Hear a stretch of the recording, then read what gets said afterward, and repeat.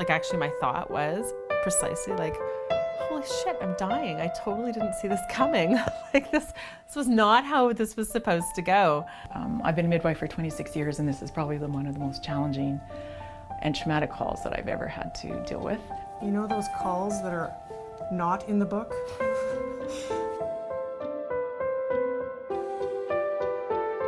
Our first son was born at Foothills Hospital, and it wasn't really the experience of my dreams. It was very, very medical. My second pregnancy, all my pregnancies have been normal and healthy, so my second pregnancy I had wanted to have a home birth, but it wasn't an option based on how rural we are. So we opted to birth at the birth center in Calgary. And we had a fabulous experience there, and everything went well, and we used a midwifery service there. And we had a healthy, normal birth. And so when we were surprised with our third pregnancy 6 years later. This is a couple that we had cared for a previous baby. They were planning to come back. They were going to go to a hotel in Calgary to have their baby, and we're making trips back and forth to Calgary from Tilly for their prenatal. I would say within probably a month prior to my due date, the option came up for a midwifery service in Medicine Hat, which put our location within the realm of being able to have a home birth. So I was so excited to be able to be one of the first in Southern Alberta. Because this was not my area, I was not my catchment area that I was currently working in, even though I was responsible as a clinical director for that area in the South Zone. So she had gone in the day before. She went into labor, talked to, I think, the supervisor in the EMS office, told them that she'd be having a home birth. She was reassured by them that you know, if the call should come in, they were always ready to go, which of course we know that's the case with EMS. I had been up in Medicine Hat for some meetings, and it was the week that she was due, and she appeared to could be in early labor, and so we were hopeful. Took my horse for a walk, took the dogs for a walk. I'm going up and down the road like a crazy farm girl, I guess, walking the animals. And contractions were coming, but nothing really strong. And I had sent Patty a text message, and I said, if this is it, this is going to be great. It's going to go smooth sailing, because this is... And so she said, you know, why don't I stop on my way home to Calgary and just pop in and check you again and see where you're at. So she did. So she showed up around 10 o'clock. And she was very excited that it looked like it was going to work out for us, because I was going to head back to Calgary, driving back. So I stopped in.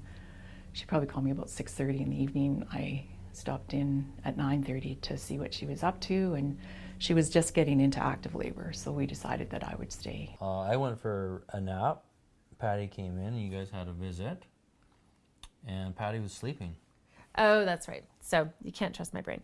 So, right, he went up to bed. Patty went and laid down. Patty went and laid down to have a rest, and I said, text me if you need anything, whatever. That's right. And I texted you, I called you on the phone, and I said my water broke. No, you texted me and said, yeah, my water broke.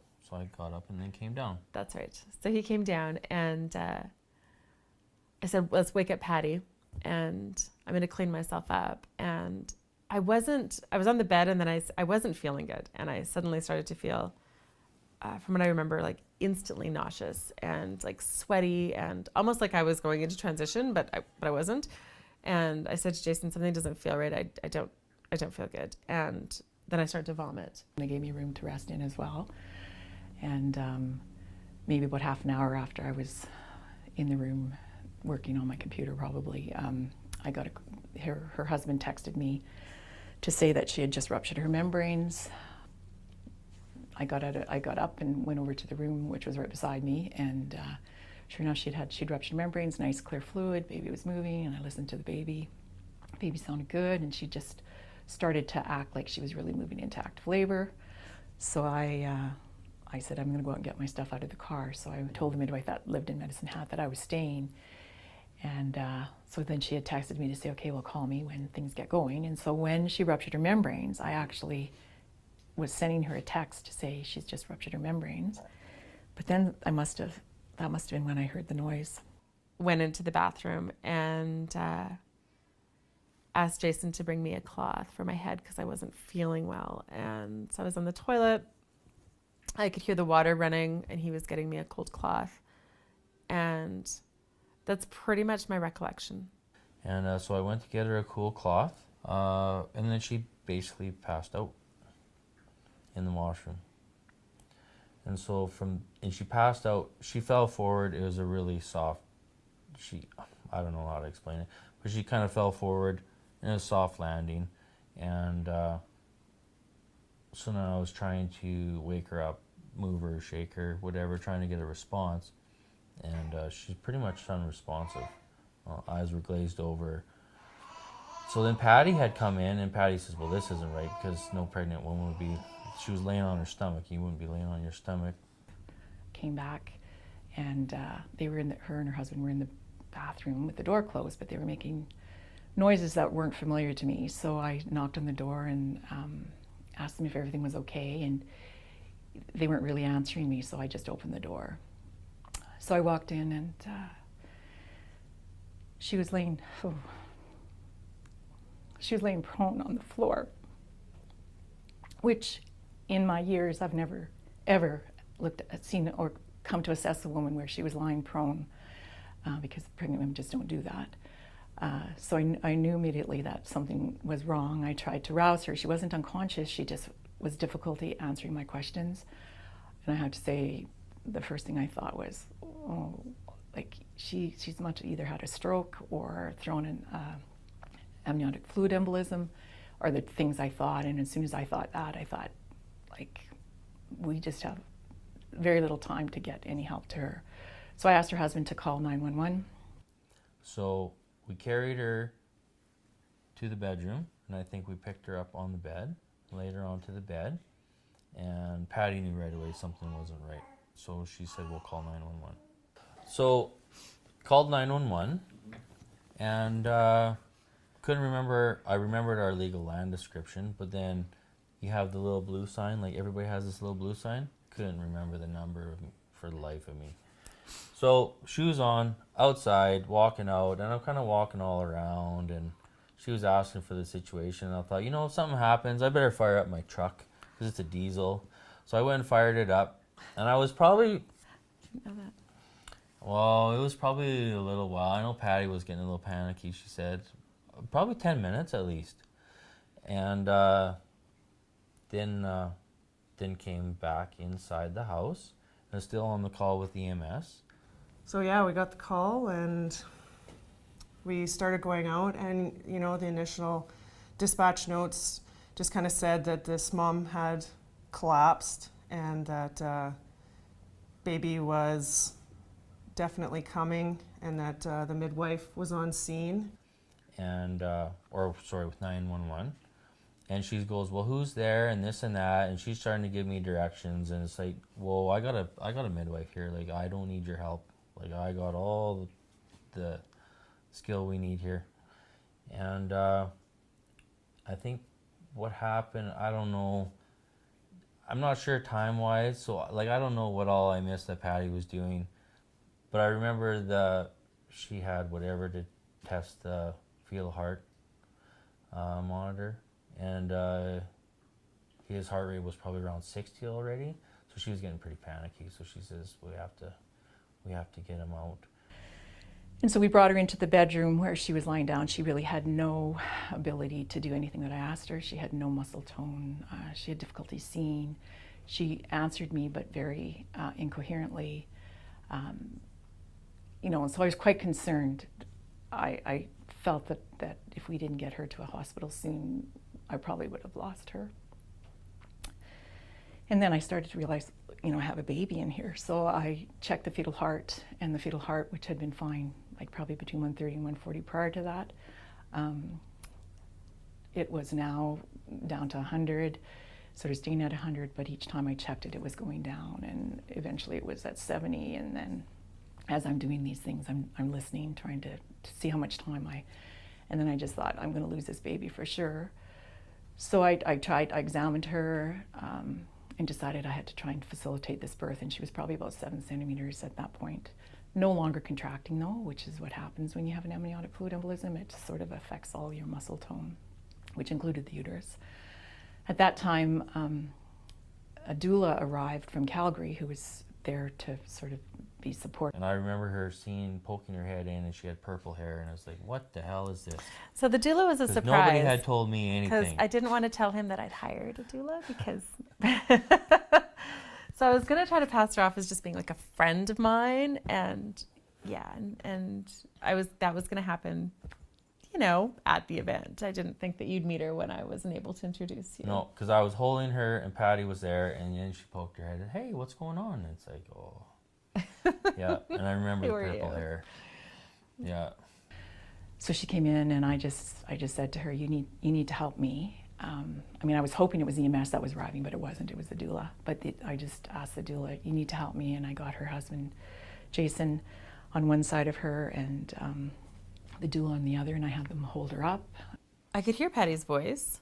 I knew I couldn't move my body. It was like one of those dreams where you're trying to run or trying to scream and you can't. Do you know? That's what it was like. And I could hear her voice, like really far away. And I was trying to tell them, and I don't know if I was saying anything at all, but I was completely blind. I couldn't see anything. And I knew something was wrong. I knew I couldn't move. I knew I couldn't see. I thought she had a stroke. Yeah, just eyes glazed over, open, but not comatose, but flaccid. No muscle tone, anything. And she didn't say anything, so it was afterwards, but glazed over, and like I say altered, like I would say unconscious, but her eyes were still open, right? Non-responsive, not this, that, anything. So, and I'm trying to hold her on the bed in like a sitting, squatting position, so that Patty can deliver the baby, right? So, yeah. And probably maybe 5 minutes. I don't know if Patty was getting her to push yet or not. Was trying to get her to push as I was trying to manually dilate her cervix, which really didn't appear to be working very well. But just at one point, she finally came to a point where she was really looking at me, and she sort of said, she didn't sort of say, that's what she said, is the baby going to be all right? And I just looked at her and said, the only way this baby will be all right is if you push now. And I could hear her saying, Rae-Leigh, you have to push this baby out. And I was trying to tell her, like, I'm not having any contractions. I can't, right? Somehow, Rae-Leigh pushed baby out. And she did, and the baby started to come down, and the cervix started to dilate. And so eventually within probably a minute to 2 minutes, we were delivering a baby. Now at that point, the baby came out completely flat. And at that point, I wasn't actually hearing fetal heart tones anymore, so I was expecting to fully have to resuscitate this baby. Anxiously waiting for EMS to arrive, because it was just me, and I couldn't get even to my equipment at this point because I was trying to deliver the baby. Just watching the notes progressively get worse on their way. Yeah. When we were almost there, that was the problem. Everything seemed like it was going pretty smoothly until we're about 5 minutes. 5 minutes away, and then it said baby had been delivered. And so baby came out, and according to the 911 call, it was 11:43. He came out blue. So she kind of, I don't know if she set the baby on Rae-Leigh and Rae-Leigh could hold him, or she just set him on to Rae-Leigh and Rae-Leigh was holding him, or just he was laying there. I don't recall. And I was just holding Rae-Leigh still. Patty didn't have any of her gear yet, or not very much of it, because it happened so quick, right? And she had woke up when Rae-Leigh, her water broke, so she didn't have any of her stuff in the house or anything. So it was kind of looking for scissors to cut the cord, and what was the name of the doula? Andy. And so Andy and her were busy, and what they did, I was kind of, I wasn't really being cognizant of what they were doing. I was still holding Rae-Leigh. So, and I continued to hold her until the paramedics, actually I helped carry her out of the house. So from there, Rae-Leigh and Andy, Patty and Andy, they had the baby and they cut the cord. So the baby came out completely flat. Typically I would have left the cord going, but the cord was flaccid, so I just clamped it and brought the baby down, told them to continue to watch Rae-Leigh, and then I started to resuscitate the baby. Moved right into NRP, no responsiveness. As far as I could tell, there was no heartbeat at all. So I moved into PPV, just regular PPV with a bag and mask, and then moved to an LMA, which we carry with us. The LMA worked really well. I was getting good ventilations. Went to try and find a heart rate and I couldn't find it. So I started full chest compressions, which is very difficult when there's only one person doing both. Luckily the LMA works quite well because it stays stable in the airway. But at that point, I asked the doula to come over and had her I sort of guided her to do the bagging while I did the chest compressions. So between the two of us, we did the two-man CPR. I remember Darren walking in with his cowboy boots, and it's like... Oh, sorry. So that was the first... That was the volunteer fire Artillery department. Volunteer Fire Department. So Darren and whoever Villeneuve came in, and he was in full fireman gear, and it's like, what are you doing? And then Darren came in, and Darren came because he saw Patty and Andy working on the baby. He came over to Rae-Leigh, and Rae-Leigh started to gain consciousness. So Rae-Leigh's telling Darren, And Darren and I are friends. I you're know not going to him, use so. this in the movie. Rae-Leigh's telling Darren, it's like Darren, and she recognized Darren's voice as soon as he walked in, right? Darren, don't take me to Brooks. Whatever you do, don't take me to Brooks, no matter what. And then she's saying, Darren, I can't see. I was blind. I can't see, I'm blind. So she wants to know, and then the other thing was, the big thing was, she couldn't hear him cry yet. So he hadn't cried, right? So Darren's trying to console her, and I'm holding her. Patty and Andy are working on the baby, on the white rug. And then at one point, one of the firemen came in, which I was quite happy, but unfortunately it was just the fireman. No, I was happy for that, but it was pretty obvious to me that this lovely fireman had very limited, he came in and he started to stroke the baby. He came down and I think he was a friend of the family actually. So he started to stroke the baby. She wanted Darren to give him CPR. So they don't have, volunteer fire department, they don't have infant CPR training. So Patty's telling him, teaching him how to do CPR and like do it, and he's like just kind of gentle. And he's like, no, this is how you do it. And she grabs her hand and is where to push, how to push, and everything to do CPR on him. The doula was still doing the resuscitation. Then I had to go back to Rae-Leigh, who now I was worried about what was happening with her placenta and the bleeding. I was able to give her a shot of syntocinon. The placenta came quite easily. She really wasn't bleeding yet, so I had her husband stay with her. And I think at this point now the doula, I actually don't remember how this all went. There must have been 2 firemen, but I only remember the one. But at one point I now had the doula come over to where Rae-Leigh was and had her put her hand on her tummy and said, you just have to make sure that uterus stays firm. Went back to the baby, continued with the full CPR. And then the paramedics arrived. That was Carly. Is it Carly or? Carly. Carly. I thought it was Carly, but Carly arrived and James? Yeah. Is it? Yeah, which, I mean, my heart was so happy when they walked through the door. And I continued on. And at some point I couldn't open the oxygen because I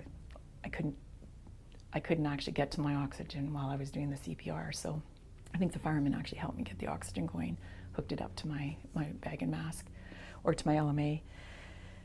And when they came in and we were continuing, and I have to say at one point, I'm sure by now it's 10 minutes that I'm doing the CPR.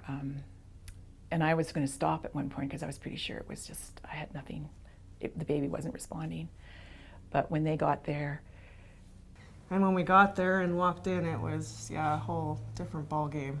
because you walked in and you see the tub in the kitchen. So we're like, okay, yeah, everything was all set up and ready, and you go into that back room and you can hear Mom screaming. Everybody when we came in was pretty jacked. I do not blame them because they were doing CPR on the baby at the time. Mom was obviously freaking out. Dad was trying to stay calm, but you could tell he was quite jacked as well. And you look, and there was the midwife and the firefighters on the floor, and they're doing CPR and breathing for baby. And looking at Mom, I had you get those gut feelings, and I knew that something wasn't right with her, and it's that anxiety, and for sure your baby's not breathing. That's a whole different level. But there was just something medically I knew that wasn't right. But we focused in on baby first, and pretty much as soon as we'd walked into the room, we checked for a pulse. Baby had a pulse, and it was a strong pulse, so we were able at least to stop CPR. And I have to say, at one point, I'm sure by now it's 10 minutes that I'm doing the CPR. And I was going to stop at one point because I was pretty sure it was just, I had nothing, the baby wasn't responding. But when they got there, it was probably after we gave the oxygen, maybe, Rae-Leigh found a heart rate. So we got a heart rate about 130, which I just couldn't believe that we actually got one. We then had stabilized the baby. We didn't have to do, I stopped chest compressions, but we continued to do PPV. I then went to Rae-Leigh to make sure she was stable. At that point, she was bleeding. She wasn't hemorrhaging, I wouldn't say, even though it appeared to be, because she just didn't have pads on and things like that. And we just made a decision to get into the ambulance. So we got them both into the ambulance. We only had one. So because I was continuing to resuscitate the baby, I continued to bag the baby. Normal paramedic with that, because that's their whatever, their skill set. So yeah, so happy to see him, but like, what are they gonna do? So then both paramedics were working on Rae-Leigh, working on the baby, and still nobody's looking at Rae-Leigh. So the way it happened was, I think they finally got baby breathing, but his they got a pulse on him. So protocol is anything below 90 beats a minute, you still got to bag him. So they were still bagging him, even though his heart was beating on his own. And from there they said, yeah, we got to go. So I think they took the baby out. And then I took baby out to the truck and got set up there. And then you and the midwife came out, and I let you guys take over baby. And then I went into the house to get Mom and bring her out, because by then we noticed she was hemorrhaging quite a bit. And then it's like, well, we have to get Rae-Leigh. So because she had kind of been abandoned, so I think Patty gave her a shot of oxytocin or whatever it is, like stabbed in the leg, delivered the placenta, and they're trying to figure out how to get a stretcher, and it's like, there's no way you're gonna get a stretcher in the house.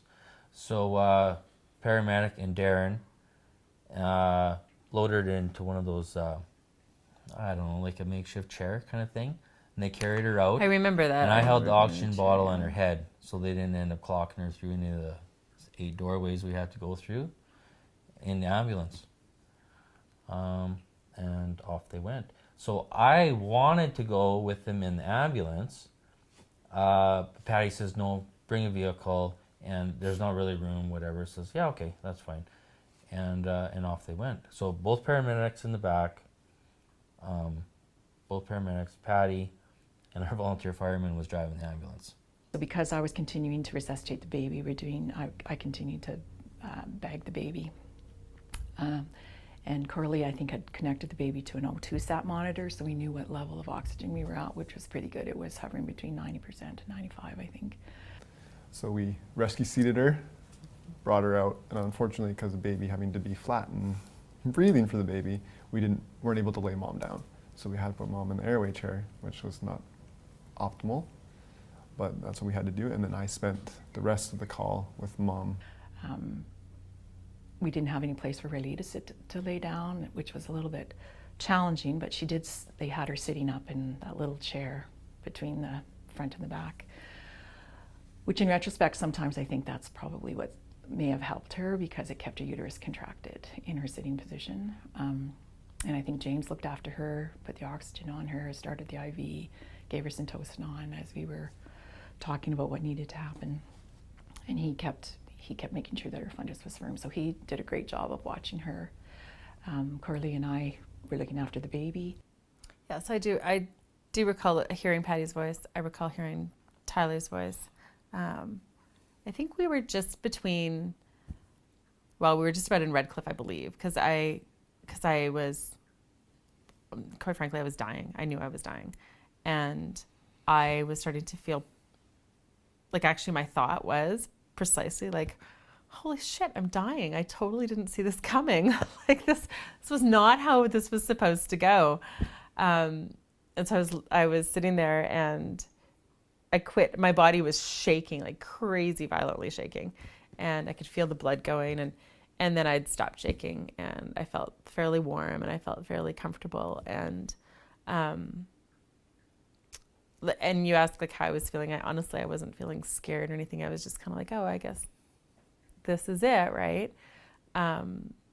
So I have a spiritual belief. So I had started to pray and just was asking for guidance for my family and safety and whatever, and for my kids and my husband, and then I could hear them yelling at me, and somebody kept hitting my leg, and I think it was Tyler saying, "Stay with us. We're in Redcliffe. We're almost there. Like hang in there, you know." And Patty was yelling like, "Don't you go. Stay here." So halfway through the trip, the baby started to respond. It hadn't really responded at all, though the heart rate had come up. Now the baby's eyes started to open and seemed to me was responding to me, but I think it turned out it was probably seizing at that time. Anyways, we get to the Medicine Hat Hospital, and they had obviously phoned ahead. Quite a number of EMS that showed up when we got to the bays. They were ready. One took mom, and you went with mom. I went with baby, and they had the labor and delivery team for the mom. They had the neonate team ready for baby. The team actually got things going when we arrived in Medicine Hat. There was 2 rooms set up, one for the mom, one for the baby. Obstetrics was in one, and right away started to assess her, and Peds was in the other room where they started to start a UVC on the baby, and they stabilized, and I... Okay. So as Jason said, I guess I recognized Dr. Perwani. He's hard to miss. Like he's an East Indian Englishman, so he has a very specific accent. So I was like, oh, I'm glad it's you, kind of thing. And there was a lot of panic going on in the ER. Like it was, again, like it felt very much out of body. Like this was a really big deal, and apparently, and I was just kind of watching it. Like people were. Doctors, like you probably know this, but they scream and swear at everybody when they get panicky, and so they were like, they were get this and get that, and they were calling for blood, and they couldn't find a vein. My veins were all collapsed, and Dr. Pony was holding my uterus. It was extremely painful, I remember, and I was telling him to, like he was apologizing, and they were giving me more and more blood, and they ended up mainlining blood into my neck, and one of the other doctors kept telling me to hold still. So he's like, "You hold still, or I'm going to cut your neck open." And I was just shaking so violently. I was like, I couldn't really listen. But they were trying to, from what I could understand what was happening, they were trying to stabilize me enough so that they could operate. They'd put the balloon inside of me, as Jason had mentioned, and that they'd massage my uterus. That didn't stop the bleeding. They'd put the balloon in. That didn't stop the bleeding. The blood started to back up through the balloon tube, and so they had decided that surgery was the only option, right? But they couldn't stabilize me enough to actually, the anesthesiologist couldn't put me under. So Dr. Pony had said to me, "We're just going to go now." And so the last thing I really remember is I remember them swabbing my belly, and And that was it. And then they had just, I guess he started to cut before I was able to be properly anesthetized, because they couldn't get stable enough to be out. When we went in and talked to Dr. Prawani, he did a follow-up. So he says, well, just ask me any questions, what happened? So, of course, I wasn't there, Rae-Leigh doesn't remember, so we're talking to him. And he said the original call was she has a bump on her head. And the big theory of this bump was when she fell over, she hit her head in the washroom. Well, she never ever did bump her head. I mean, she might have marked it from laying the head down on something. Or from the So oxygen. it was never a bump or anything like that. And so as, according to him, at about 15 minutes out from Medicine Hat Hospital, they're starting to figure out that there's a baby and she's bleeding and there's this. So he ended up calling in the Calvary. And I wasn't there. Patty would remember, but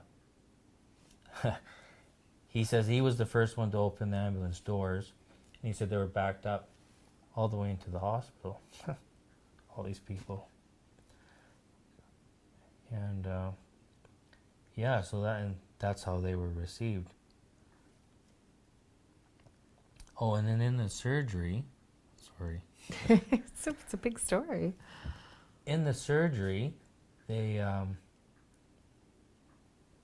was bleeding and they couldn't get the bleeding under control. So they had obviously tried the massage and tried the balloon. And in the mix, this is where Dr. Prawani, he ended up, I think they had one there, or he held one over or called in an anesthesiologist because they didn't have one otherwise. And or one specific for surgery. So as they're deciding that they've got a cut, the anesthesiologist is saying, we'll just hang on, we can't get her stable enough. I can't put her under. And they're trying, what Rae-Leigh's talking about, they're trying to cut into her neck. They're trying to go with an arterial line because all her veins are collapsing, so they can't get an IV. They can't put blood and plasma into her fast enough because it's leaking out. Apparently there's nurses holding her legs up and everything, trying to keep blood flow to her heart and to her head. And so then the anesthesiologist says, if you have to go, because we're losing her. That's how the story. I mean, you talk to the doctors and stuff, but apparently that's how the OR theater was. So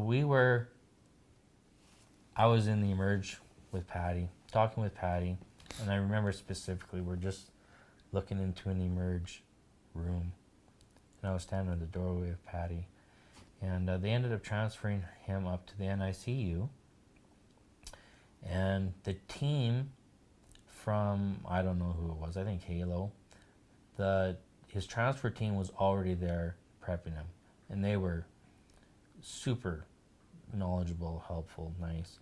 So they came up to me, introduced themselves, explained to me exactly what they're going to do, how it's going to take place, and so they're getting him ready, and who I didn't know who it was at the time, his pediatrician is still there working on his umbilical IV. I don't know, she's having stress. So anyways, however long, maybe an hour and a half from when they came into the hospital, I have no idea. Dr. Prawani comes up in his scrubs, and he's talking to the transfer team, and he says, are you the team taking the baby to the hospital? Yep. He goes, we need to send mom with him. She goes, there's no room. He says, well, I need the plane then. And it's like, well, what's going on? So he saw me, so he came and said, and I said, well, what's going on? She goes, she's stable. He says, but we've exhausted our blood supply, so we have to transfer her out because if something happens, he says, we have nothing left. I said, well, how stable is she? They're like 100% stable? And he goes, Jason, come on, he's not 100% stable. But she says, we're comfortable, she's stable enough, we need to transfer her. And she's stable enough to transfer. It's like, okay. So as it turns out, I'm not sure what plane either of them got, but they were called in a plane for both of them. Both of them took their own plane to the foothills. I think baby was supposed to be going to the children's, and then Rae-Leigh was supposed to be going to the foothills or vice versa, and they ended up, I don't know, somebody made the call somewhere that's like, yeah, no, they have to be together, right? Be for even the two of them or for me trying to deal with it. So just to give you an idea of how good everybody is, they the transfer team for the baby, because he ended up leaving maybe 10 or 15 minutes before Rae-Leigh left, they actually came in with the stretcher right into ICU and let me see him, say goodbye, and then they transferred him out. The RNs, whoever, I don't know how it works, the head one or one of them, gave me her contact information and everything and says, you have any questions, phone me. She goes, this is where they'll be going. This is the office for the front desk, or the number for the front desk, and I will call you and I'll give you the nurse contact information so you can call and whatever, so you have all the information. And then as the whole separate team came to transfer Rae-Leigh, same thing. Actually, the paramedics, I think Patty was there, and we were joking, and she was completely unconscious, sedated, whatever. But yeah, so we were joking around, and same thing. Gave me all the information, their cell numbers and stuff, and then where she was going to be transferred, and then number for the head desk. And they both actually called me once they released care to the hospital. They both called me, told me what room they're in, who their head nurse was, time, everything. Yeah, it was good, unbelievable. And then I drove back from the farmhouse back to Medicine Hat, and when I arrived at the hospital, they informed me that Rae-Leigh had been taken to ICU, that they had to do a complete, had gone into DIC, which is one of the complications from amniotic fluid embolism, and they couldn't stop the bleeding, and so they had done a hysterectomy. She had received 14 units of blood, and was going to be transferred to the foothills. She was probably stable, but at that point they just didn't have any more blood should something else happen. So now we had 2 STARS teams mobilized and heading to Medicine Hat to pick up the babe and the mum.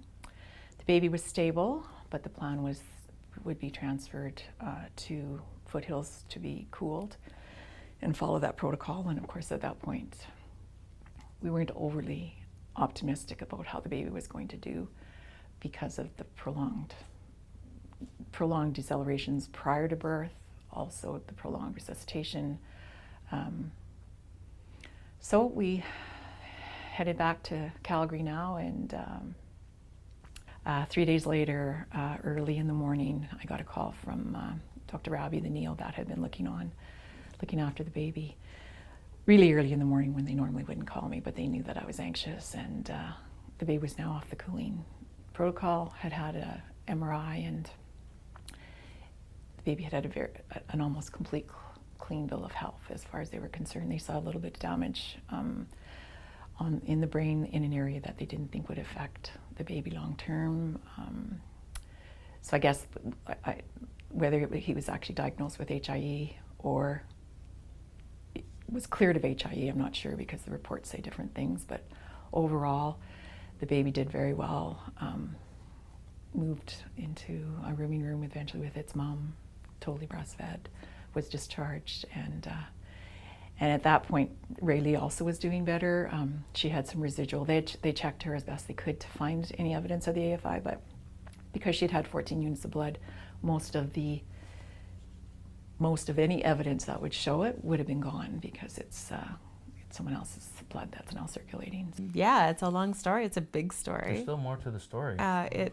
It's a big story. You need to grab a coffee. But at the end of I guess at the end of the day, it was confirmed that I had experienced what was called an amniotic fluid embolism, which is something that is pretty rare, and equally as rare that you survive or that the baby survives. And so, I mean, really, it's remarkable that we're here. It's remarkable that I have for the most part, my faculties about me. Most women that survive end up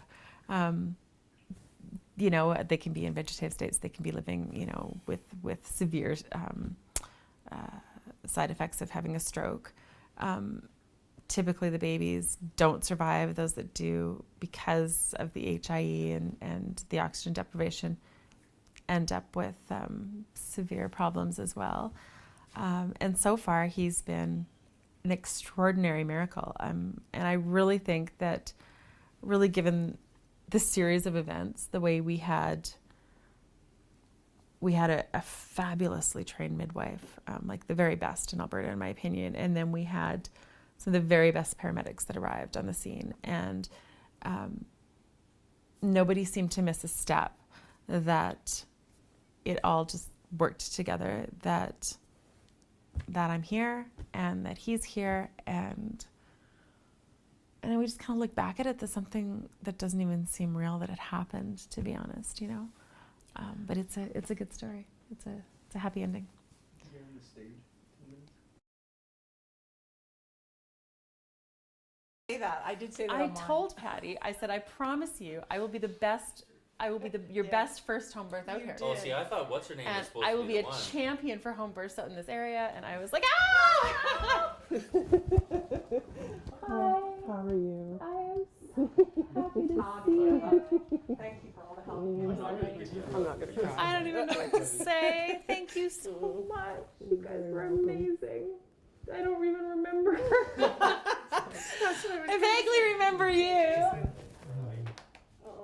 Thank you. Much better than the last time. Yeah, it's better to see everybody like this.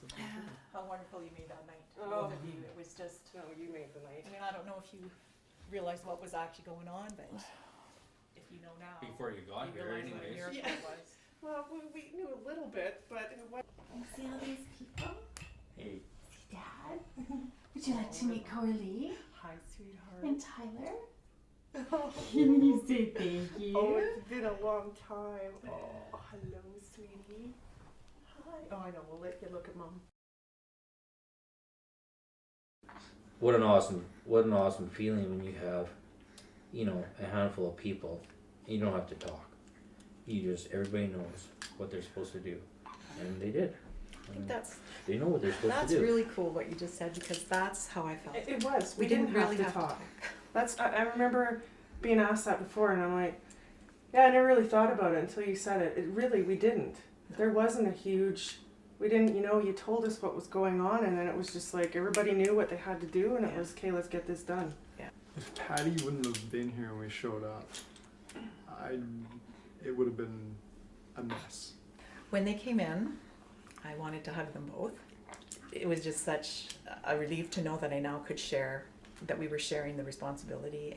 We wake up in our day when we see our baby and our family, and I know that I'm alive, and that's Events that truly extraordinary in have affected us. itself. The really opportunity grateful. to And it has completely changed how I live my life.